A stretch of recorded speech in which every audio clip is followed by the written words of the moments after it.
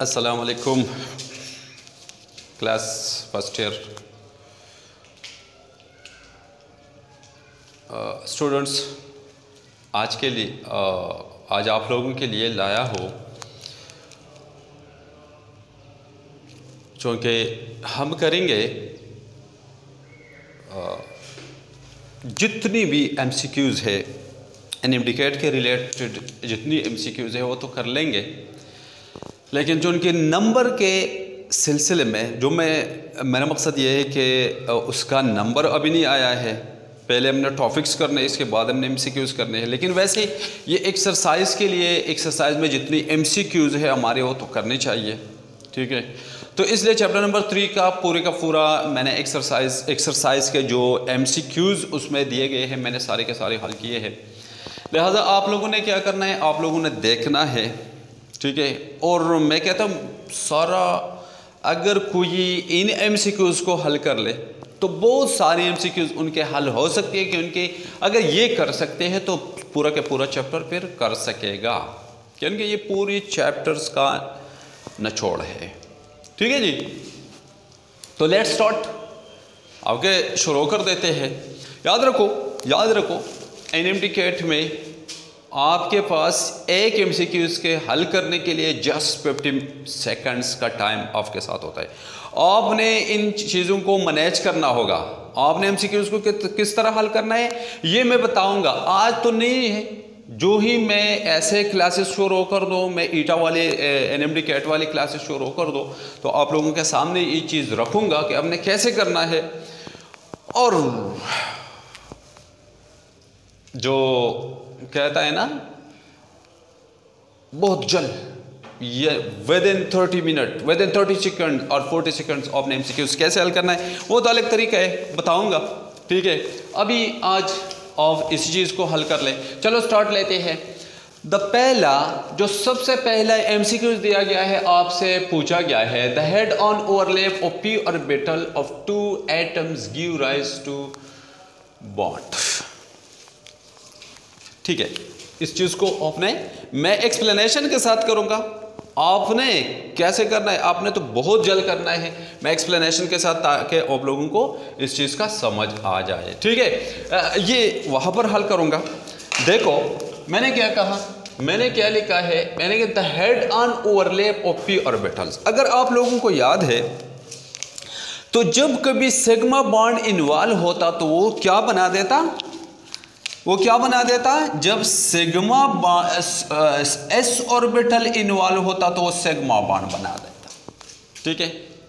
Okay जी, sigma bond जब भी involve होता है तो क्या बना देता है, सिग्मा बॉन्ड s ऑर्बिटल जब इन्वॉल्व होता है तो कौन सा बॉन्ड बना देता है, सिग्मा बॉन्ड बना देता है। और जब p ऑर्बिटल इन्वॉल्व होता है तो क्या बनाने वाला है, वो बनाएगा दोनों सिग्मा एंड पाई, दोनों बनाएगा, ठीक है। अब देखो ये तुमसे पूछता है कि हेड ऑन ओवरलैप, देखो एक तुम्हारा पैरेलल ओवरलैपिंग था और एक हेड ऑन ओवरलैपिंग था। एक पैरेलल ओवरलैपिंग, एक head on overlapping. Parallel overlapping कैसे था, देखो फॉर एग्जांपल ऑफ ऑक्सीजन का अगर मिसाल ले ले तो ऑक्सीजन के अगर को पता है तो ऑक्सीजन के वैलेंस शेल में कितने इलेक्ट्रॉन होते हैं, 6 इलेक्ट्रॉन होते हैं। कितने होते हैं, 6 इलेक्ट्रॉन होते हैं, ठीक है। ये 6 इलेक्ट्रॉन आपने बना लिए हैं। तो अब ऑक्सीजन कितने बॉन्ड्स करेगा, ये तो पुल फिल है, ये बॉन्ड नहीं करेगा, ये भी नहीं करेगा, ये भी नहीं करेगा, ये भी नहीं करेगा। अगर बॉन्ड करेगा तो ये दोनों करेगा, ये भी p ऑर्बिटल है और ये भी p ऑर्बिटल है, और ये दोनों जो है ये भी p है, ये भी p ओवरलैपिंग है, ये भी p ओवरलैपिंग है, लेकिन ये वाला सिग्मा बॉन्ड है और ये वाला पाई बॉन्ड है। तो ये हेड ऑन है, ये दोनों एक दूसरे के साथ ऐसे ही मिले हैं, तो ये हेड ऑन ओवरलैपिंग है। और ये जो बाकी दो जो है ये पैरेलली एक दूसरे के साथ मिले हुए हैं, तो इसका मतलब है कि ये पाई बॉन्ड है और ये सिग्मा बॉन्ड है। तो जो हेड ऑन ओवरलैपिंग है उससे कौन सा बॉन्ड तुम्हें रिजल्ट जो तुम्हें मिलेगा वो सिग्मा बॉन्ड का होगा, आपको सिग्मा बॉन्ड मिलने वाले। ओके जी, ये है पहला तुम्हारा MCQ। Number second, which one of the following have pyramidal geometry. आपको अगर पता है तो आप लोगों ने पिरामिडल ज्योमेट्री का पढ़ा था कि पिरामिडल ज्योमेट्री में क्या होता है। पिरामिडल ज्योमेट्री में ये आप थोड़ा सा पढ़े, CH4 में कार्बन सेंट्रल एटम है और इसके इर्द गिर्द 4 इलेक्ट्रॉनिक जोड़े हैं। आप लोगों ने ट्रैक्स में भी पढ़ा था। तो इसमें तो sp3 हाइब्रिडाइजेशन है, और जब sp3 हाइब्रिडाइजेशन है तो टेट्राहेड्रल ज्योमेट्री है। ये तो पिरामिडल नहीं है, ये तो निकलना। H2O में आप देखिए तो H2O में कैसे है। H2O में ऑक्सीजन पीरियड टेबल के ग्रुप नंबर 6 का मेंबर है, तो टोटल के 6 इलेक्ट्रॉन थे, 2 बॉन्ड्स में लगाए हैं, 2 लोन पेयर रह गए हैं, और उनके साथ टोटल इलेक्ट्रॉनिक जोड़े जो है अभी 4 है। तो 4 sp3 hybridization tetrahedral angular geometry, sp3 tetrahedral angular geometry, ये भी निकाल दो। C2H4 का अगर आपको नज़र आता है तो इसमें अगर ये कार्बन सेंट्रल एटम है, तो अब देखो मल्टीपल बॉन्ड वेट भी है, सिंगल इलेक्ट्रॉन पेयर, तो ये सिंगल इलेक्ट्रॉन पेयर है, ये single electron pair, 3 electron pair है। तो 3 इलेक्ट्रॉन पेयर के लिए sp2 हाइब्रिडाइजेशन और बॉन्ड एंगल 120 ट्राइगोनल ज्योमेट्री। तो जनाब रह जाता है ये वाला केस।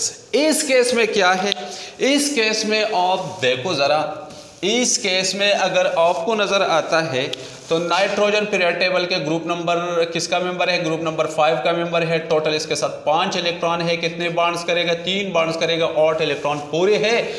अब देखो 1 2 3, yes this is called pyramidal geometry. जब 3 तुम्हारे साथ बॉन्ड पेयर हो, 1 लोन पेयर हो, तो इसको आप कहते हैं पिरामिडल ज्योमेट्री। तो इस केस में कौन सा आपको ज्योमेट्री मिलने वाला है, आपको पिरामिडल ज्योमेट्री मिलने वाला है NH3 केस में। ओके जनाब, the next one is number 3 क्या है, species in which the central atom uses sp2 hybrid orbital and it's bonding is called. आप देखो ये pH3 है, फास्फोरस नाइट्रो पीरियोडिक टेबल के ग्रुप नंबर 5 का मेंबर है। तो इसके साथ टोटल इलेक्ट्रॉन कितने हैं, टोटल 5 इलेक्ट्रॉन है, 3 बॉन्ड्स पर लगा लिए हैं, तो एक तो ये तो pyramidal tetrahedral trigonal pyramidal shape इख्तियार कर लेगा, ये भी ट्राइगोनल पिरामिडल शेप इख्तियार कर लेगा। यह हाइब्रिडाइजेशन ये आपसे पूछता है कौन सा sp2 हाइब्रिडाइज इस्तेमाल, ये तो नहीं इस्तेमाल करते, ये तो CH3, इसमें तो sp3 हाइब्रिडाइजेशन है। इस केस में NH3 में भी ये और दोनों का स्ट्रक्चर एक जैसा है, तो ये भी sp3 हाइब्रिडाइजेशन इस्तेमाल करेगा। ये देखो ये कौन सा है, ये group number antimony carbon silicon germanium 10 lead और नाइट्रोजन, ये ग्रुप नंबर 5 का ये भी मेंबर है। तो ये भी ऐसा ही शक्ल इख्तियार कर लेगा। तो ये भी, इसमें भी sp3 हाइब्रिडाइजेशन है, यहाँ भी sp3 हाइब्रिडाइजेशन इन्वॉल्व है, यहाँ भी sp3 हाइब्रिडाइजेशन इन्वॉल्व है, यहाँ भी sp3। तो अगर sp2 है तो ये है। अभी इसके साथ 3 इलेक्ट्रॉन्स हैं, एक इस पर पॉजिटिव चार्ज है, 3 इलेक्ट्रॉन पेयर का मतलब ये होता है कि यहाँ पर sp2 हाइब्रिडाइजेशन है। ये अगर बॉन्ड में हिस्सा लेता है तो sp2 हाइब्रिडाइजेशन ये इन्वॉल्व कर देता है। ठीक है, तो अभी तुम्हारे पास अगर है तो ये क्या है, ये कौन सा हाइब्रिडाइजेशन है, इसमें sp2 हाइब्रिडाइजेशन इसमें मौजूद है। ओके जी, समझ में आया कि नहीं आया जनाब। On the basis next one हमारा है, नेक्स्ट वन आप देखिए, नेक्स्ट वन हमारा है, हमारा नेक्स्ट टॉपिक जो है, नेक्स्ट MCQ जो है, on the basis of VSEPR theory a molecule with 3 bond pair and no lone pair of electron will have a structure. आपको पता होना चाहिए कि जब आपके पास 3 बॉन्ड पेयर है सेंट्रल एटम के इर्द गिर्द, लेट फॉर एग्जांपल मैं BF3 का मिसाल ले लो, तो बोरान पीरियड टेबल के ग्रुप नंबर 3 का मेंबर है, तो 3 इलेक्ट्रॉन है इसके वैलेंस शेल में, बॉन्ड्स कितने करेगा, 3 ही करेगा। तो इस फ्लोरीन के साथ तीनों के साथ उन्होंने 3 ही बॉन्ड किए हैं। तो अभी ये है, कहता है on the basis of VSEPR theory a molecule with 3 bond pair and no lone pair of electron will have a structure. कौन सा स्ट्रक्चर होगा, ट्राइगोनल प्लेनर स्ट्रक्चर होगा। तो ये तुम्हारे पास ट्राइगोनल प्लेनर स्ट्रक्चर है। ये मैंने सिर्फ ट्राइगोनल लिखा है, ट्राइगोनल प्लेनर भी ठीक तरह से ट्राइगोनल प्लेनर है। ओके जी, तो ये है तुम्हारे पास ऑप्शन, ये है कि जब तुम्हारे पास 3 इलेक्ट्रॉन पेयर है, कोई लोन पेयर नहीं है, तीनों के तीनों बॉन्ड पेयर है, तो तब जाके आपको ट्राइगोनल प्लेनर ज्योमेट्री मिलने वाला है।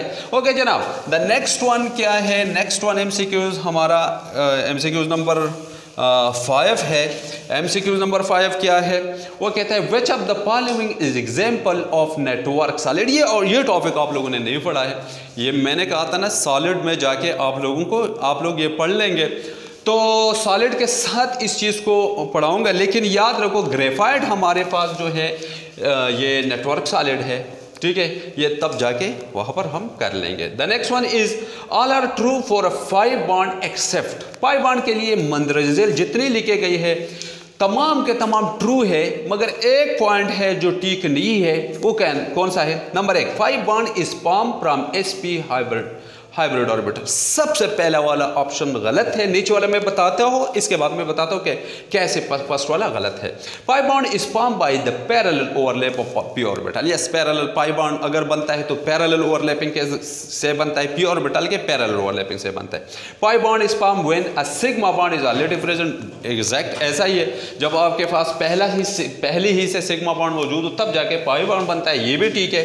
नंबर डी क्या है? 5 bond is weaker then sigma bond, ये भी ठीक है, ये बॉन्ड स्ट्रांग होता है और ये बॉन्ड वीक होता है। जो पहला वाला है 5 bond is form from sp hybrid orbital. sp मैंने कहा था ना, जब भी s ऑर्बिटल इन्वॉल्व हो वहां पर सिग्मा बॉन्ड के अलावा कोई बॉन्ड नहीं बनता है। तो sp से कैसे आप बना सकते हैं? sp से कैसे आप 5 बॉन्ड बनाइए? sp इसमें s इन्वॉल्व है, तो इसका मतलब ये हुआ कि ये सिग्मा बॉन्ड ये 5 बॉन्ड नहीं बना सकते, तो ये गलत है। यहाँ पर क्वेश्चन क्या दिया गया है? All are true for a 5 bond. 5 bond के लिए सब ठीक है, ये तीनों ठीक है, लेकिन ये वाला 5 बॉन्ड के लिए गलत है, तो ऑप्शन तुम्हारे पास पहला वाला है। ओके जी, द नेक्स्ट वन अभी आपने वो करना है, वो क्या है? आप देखें तो सही, which of the following molecule have zero dipole moment. अब डाइपोल मोमेंट आप लोगों ने इसके लिए ट्रैक्स भी पढ़े थे, 5 ट्रैक्स मैंने आप लोगों को सिखाए थे। अभी देखो NH3 इसका शक्ल कैसा है, इसका देखो तो सॉरी ये वाला आपको नज़र नहीं आएगा, ये आप देखो तो NH3 का ये शेप है। तो अगर आपको नज़र आता है तो इसका शेप कुछ इस तरह बन रहा था, डाइपोल मोमेंट इसका इस तरह बन रहा था, तो बेशक इसका डाइपोल मोमेंट तो है। NF3 को देखो, NF3 का भी डाइपोल मोमेंट है, डाइपोल मोमेंट इसका है, लेकिन अभी क्या है? अभी थोड़ा सा है, इससे कम है। ये मैंने आप लोगों को सिखाया था, अगर आप लोगों को याद है, क्योंकि जो ज़्यादा इलेक्ट्रोनेगेटिव एलिमेंट है, तीर का सिर हम उस ज़्यादा इलेक्ट्रोनेगेटिव एटम की तरफ बना देते हैं, तो नाइट्रोजन से फ्लोरीन का इलेक्ट्रोनेगेटिविटी ज़्यादा है, तो इसलिए तीर यहाँ इन फ्लोरीन्स की तरफ हम बना देते हैं और एटम से लोन पेयर की तरफ बना देते हैं। तो अभी तीन जो वेक्टर्स है उनका हेड एक तरफ है और एक का हेड दूसरे तरफ है, तो डाइपोल मोमेंट शो करेगा, थोड़ा बहुत कम शो कर देगा। यहाँ पर सारे के सारे वेक्टर्स का हेड एक ही तरफ है, तो इसलिए डाइपोल मोमेंट ज़्यादा शो कर देगी। तो इन दोनों में से तो NH3 का ज़्यादा है, फिर NF3 का कम है। फिर H2O का देखो तो H2O का भी H2O का स्ट्रक्चर में बना देता हूँ, H2O का ये स्ट्रक्चर होता है, ठीक है। तो अभी क्या है? अभी हाइड्रोजन से ऑक्सीजन की तरफ, हाइड्रोजन से ऑक्सीजन की तरफ, ऑक्सीजन से लोन पेयर की तरफ, ऑक्सीजन से लोन पेयर की, तो यहाँ भी सारे हेड्स का एक ही तरफ है, सारे वेक्टर्स एक ही तरफ है, हेड रखता है, तो इसलिए इसका भी डाइपोल मोमेंट काफ़ी ज़्यादा है, इसका भी डाइपोल मोमेंट काफ़ी ज़्यादा है, ठीक है। अब जनाब रह जाता है क्या? रह जाता है फाइनल, ये तुम्हारा BF3 रह जाता है। तो उस बेचारे को देखो तो उसमें क्या है? बोरान फेराइड टेबल के ग्रुप नंबर 3 का मेंबर है। कितने बॉन्ड्स करेगा? 3 बॉन्ड्स करेगा। कितने बॉन्ड्स करेगा? 3 बॉन्ड्स करेगा। तीनों का अपोजिट डायरेक्शन में, तीनों वेक्टर्स का हेड अपोजिट डायरेक्शन में है, इसलिए एक दूसरे को काउंटर बैलेंस कर देता है and net dipole moment is 0। Non polar भी है, डाइपोल मोमेंट 0 है, तो नॉन पोलर भी है। आपसे क्वेश्चन पूछा जाता है ऐसा मॉलिक्यूल बताइए जो पोलर है, जिसका बॉन्ड पोलर हो लेकिन मॉलिक्यूल नॉन पोलर हो, तो आपको ये केस बड़ा सूट कर देता है, आप इसका आंसर दे सकते हैं जनाब। That is the next one is क्या है, the bond angle in H2O is. आप लोगों को पता होना चाहिए, अगर तुम्हारे पास कोई मॉलिक्यूल है, सेंट्रल एटम के इर्द गिर्द 4 इलेक्ट्रॉन पेयर है और तमाम के तमाम बॉन्ड पेयर है, तो टेट्राहेड्रल ज्योमेट्री और बॉन्ड एंगल 190.5 डिग्री का होगा। अगर आपके पास 3 इलेक्ट्रॉन पेयर है, 4 इलेक्ट्रॉन पेयर, 1 लोन है और 3 बॉन्ड पेयर है, फिर भी बॉन्ड एंगल 109 से थोड़ा सा कम होगा, क्योंकि अभी आप लोगों को पता है कि लोन पेयर रिपल्शन कर देता है, तो यहाँ पर बॉन्ड एंगल 107.5 डिग्री का होगा। अगर तुम्हारे पास लेट फॉर एग्जांपल वाटर का केस है, अगर सेंट्रल एटम के इर्द गिर्द इलेक्ट्रॉन पेयर कितने हैं, 4 है, 2 लोन है और 2 बॉन्ड पेयर है, 2 लोन पेयर है, तो अभी रिपल्शन थोड़ा सा ज़्यादा होगा। तो जब 4 पेयर है तो 190.5 होना चाहिए था, लेकिन जब 1 लोन पेयर आया तो 107 तक बॉन्ड एंगल रिड्यूस हो गई, अब 104 तक पहुंच जाएगा। तो वाटर में 104.5 डिग्री का बॉन्ड एंगल होगा। 180 कोई लीनियर ज्योमेट्री में होगा, 180 लीनियर ज्योमेट्री में होता है। अच्छा जनाब, द नेक्स्ट वन क्या है, which one among the following have the highest ionic character. Ionic character के लिए आपने क्या करना है, आपने निकालना है, क्या निकालना है पता है, इलेक्ट्रोनेगेटिविटी का डिफरेंस निकाले। जितना ज्यादा इलेक्ट्रोनेगेटिविटी डिफरेंस आता है उतना ही ज्यादा पोलैरिटी आपको ज्यादा मिलेगा। देखो फ्लोरीन का इलेक्ट्रोनेगेटिविटी 4 है और हाइड्रोजन का 2.1 है, क्लोरीन का 3.5 और हाइड्रोजन का 2.1 है। अभी नीचे ब्रोमीन का राउंड अबाउट 2.8 और हाइड्रोजन का 2.1 और आयोडीन का तो 2.4 समथिंग कुछ इस तरह है और हाइड्रोजन का 2.1। डिफरेंस निकालो तो यहाँ पर 9 ये आता है 1.9, ये आता है 1.4, ये आता है 0.7 और ये आता है 0.3। सबसे ज़्यादा डिफरेंस इस केस में आता है तो ये HF था। तो इलेक्ट्रोनेगेटिविटी जब मैंने कहा था ना, जिन एटम्स के दरमियान इलेक्ट्रोनेगेटिविटी का डिफरेंस जितना ज़्यादा हो आएगा वो पर आयनिक कैरेक्टर ज़्यादा आपको मिलने वाला है। तो सबसे ज़्यादा आयनिक कैरेक्टर तुम्हें HF में मिलेगा, फिर HCl में मिलेगा, फिर HBr में होगा और फिर किस में होगा, HI में होगा। ठीक है, दैट इज नथिंग स्पेशल। अच्छा जनाब, अगर मॉलिक्यूलर ऑर्बिटल थ्योरी तुम्हें याद है तो ऑक्सीजन को आपने निकालता पैरामैग्नेटिक, तो ऑक्सीजन जब लिक्विड केस में आप ले जाते हैं कोई फर्क नहीं पड़ता है, वहां पर भी ये होगा पैरामैग्नेटिक। तो तुम्हारा ऑप्शन है option number 2, okay, B option है। डायमैग्नेटिक नहीं है, बिल्कुल नहीं है। डायमैग्नेटिक में अपने ऑर्बिटल्स में पढ़ा था कि डायमैग्नेटिक के ऑर्बिटल में इलेक्ट्रॉन कैसे होते हैं, डायमैग्नेटिक के ऑर्बिटल्स में इलेक्ट्रॉन ऐसे पड़े होते हैं, मॉलिक्यूलर ऑर्बिटल में इलेक्ट्रॉन ऐसे पड़े होते हैं। पैरामैग्नेटिक अलग केस है, एंटी मैग्नेटिक भी अलग केस है। पैरामैग्नेटिक में आप लोगों ने पढ़ा था कि ऑर्बिटल में सिंगल इलेक्ट्रॉन पड़े होते हैं। तो जो ऑक्सीजन का एंटी बॉन्डिंग मॉलिक्यूलर ऑर्बिटल है, अगर आप लोगों को याद है तो वहाँ पर आप लोगों को ऐसे इलेक्ट्रॉन मिल रहे थे, तो इसलिए ऑक्सीजन जो है वो पैरामैग्नेटिक है। ये ऑप्शन बी है तुम्हारे पास। नंबर 11 MCQs क्या है, इन CO2 the number of sigma covalent bond is और CO2। आप देखो ये हमारे पास, मैं कार्बन डाइऑक्साइड का अगर बनाऊं, ठीक है, तो कार्बन डाइऑक्साइड ऐसे बॉन्ड्स कर देते हैं। अभी देखो जो आपको 2 बॉन्ड्स मिलेगा, पहला वाला तुम्हारे पास सिग्मा होगा और दूसरा पाई बॉन्ड होगा। इस केस में भी पहला वाला सिग्मा और दूसरा वाला पाई। तो देखो इसमें कितने पाई सिग्मा बॉन्ड है, 2 सिग्मा बॉन्ड्स है। Carbon dioxide the number of sigma covalent bond, और ये होते हैं कोवेलेंट, ठीक है, कितने होते हैं, 2 होते हैं। 2 इसमें कार्बन डाइऑक्साइड में 2 सिग्मा बॉन्ड्स होते हैं। अच्छा जनाब 12 नंबर देखो, H2S has net dipole moment while BeF3 have 0 dipole moment. क्यों? H2S का आपसे पूछता है कि H2S का नेट डाइपोल मोमेंट होता है, ये कुछ डाइपोल मोमेंट शो कर देता है। तो इसका आप बना लें H2S का आप बना लें तो सल्फर पीरियड टेबल के ग्रुप नंबर 6 का मेंबर है। टोटल इसके साथ कितने इलेक्ट्रॉन है? 6 इलेक्ट्रॉन है, 2 बॉन्ड्स पर लगाए लिए।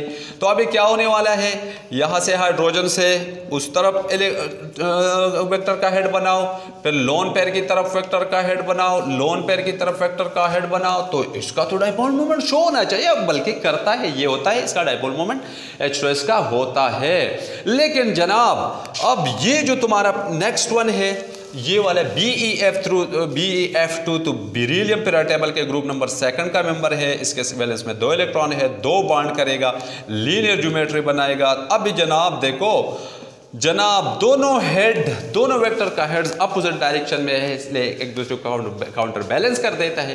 तो क्या हो जाता है, नेट डाइपोल मोमेंट आपको 0 मिलने वाला है। तो इसका लीनियर ज्योमेट्री, ये इसका ज्योमेट्री लीनियर है और इसका एंगुलर ज्योमेट्री है। तो तुम्हें मिलने वाला H2S इज लीनियर, नो बिल्कुल लीनियर नहीं है। व्हाइल BeF2 इज एंगुलर, गलत। Number 2 H2S is angular, H2S जो एंगुलर है, व्हाइल BeF3 इज लीनियर। यही तुम्हारा फर्स्ट ऑप्शन है और कुछ नहीं है। नीचे वाला बिल्कुल सब के सब गलत दिए गए हैं। ओके जनाब, नंबर 13 क्या दिया गया है, the bond order in U2 में आप लोगों को अगर याद है तो अभी मैंने बॉन्ड ऑर्डर बनाया है, वो मैंने बनाया है, ये है U2, 2 बॉन्ड्स के हैं तो बॉन्ड ऑर्डर 2 है, और ज़्यादा कुछ तो नहीं हो सकता। बॉन्ड ऑर्डर इसी को कहते हैं, कोई मॉलिक्यूल कितने बॉन्ड्स करते हैं। तो ऑक्सीजन जो होता है, ऑक्सीजन का एटॉमिक नंबर अभी ऐसा बना देता हूँ, एटॉमिक नंबर 8, तो न्यूक्लियस पहले शेल में 2 इलेक्ट्रॉन एंड नेक्स्ट शेल में 6 इलेक्ट्रॉन। फिर एटॉमिक दूसरे ऑक्सीजन का एटम का एटॉमिक नंबर कितने हैं, 8 है, तो 6 इलेक्ट्रॉन है इसके वैलेंस में, पहले शेल में 2 इलेक्ट्रॉन, 2 बॉन्ड्स करेगा ना, तो बॉन्ड ऑर्डर 2 है और ज़्यादा तो नहीं है। तो ये है हमारे पास ऑप्शन बी है। एंड नंबर 14 MCQs है, the hybrid free orbital in sp2 hybridization is. आप लोगों को sp2 हाइब्रिडाइजेशन में अगर आप लोगों को याद है तो आप लोगों ने कहते कि एक ऑर्बिटल अनहाइब्रिडाइज रह जाता है। अगर आपको C2H4 का केस याद है तो आप लोगों ने कार्बन का ग्राउंड स्टेट जो आपने लिखा था, आपने कार्बन का ग्राउंड स्टेट ऐसा लिखा था, ठीक है, दूसरे कार्बन का ग्राउंड स्टेट ऐसा था, ठीक है। अभी क्या होने वाला है, आप लोगों ने पढ़ा था कि ये ऑर्बिटल जो है ये अनहाइब्रिडाइज रह जाता है।